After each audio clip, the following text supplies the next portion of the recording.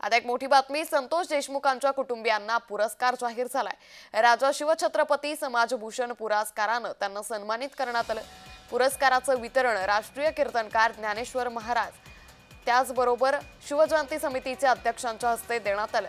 देशमुख कुटुंबियांना 1 लाख रुपये त्याचबरोबर सन्मानपत्र देखील देण्यात आलं।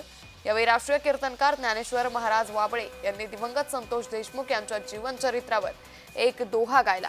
यावेळी देशमुख कुटुंबियांसह कार्यक्रमाला आलेल्या नागरिकांना देखील अश्रू अनावर झाल्याचं पाहायला मिळालं।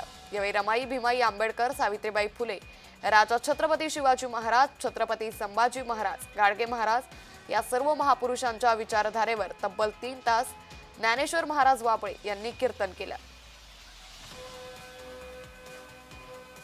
बंधू, त्यांची कन्या, त्यांचे बहिणी, मुलं, ती वैभव सगळे आले होते इथे आणि त्या देशमुख परिवाराला 1 लाखाचा पुरस्कार म्हणा, आधार म्हणा, सहकार्य म्हणा, पण असा पुरस्कार या मंडळाने दिला, तेव्हा या मंडळाचं मी मनापासून स्वागत करतो।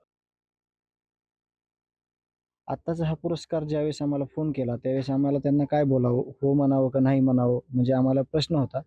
परंतु जी कुटुंब आहे, वैभवी आहे, विराज आहे, अनुज आहे माझा मुलगा, माझा पुतण्या आहे विराज आहे, त्यांना कुठंतरी प्रेरणा, त्यांना कुठंतरी त्याच्यातून पुढं जाताना त्यांना कुठंतरी चांगली प्रेरणा मिळावी, चांगले विचार मिळावेत आणि जे काही ह्या सर्वांनी जे काही उपक्रम आहे ह्यांचा खूप आदर्शवत उपक्रम आहे, जो समाजभूषण पुरस्कार दिला जातो, त्यांचं स्तुत्य उपक्रम आहे, त्याला कुठंतरी आपण नकार कसा द्यायचा म्हणून आम्ही लगेच हो बोललो त्याला।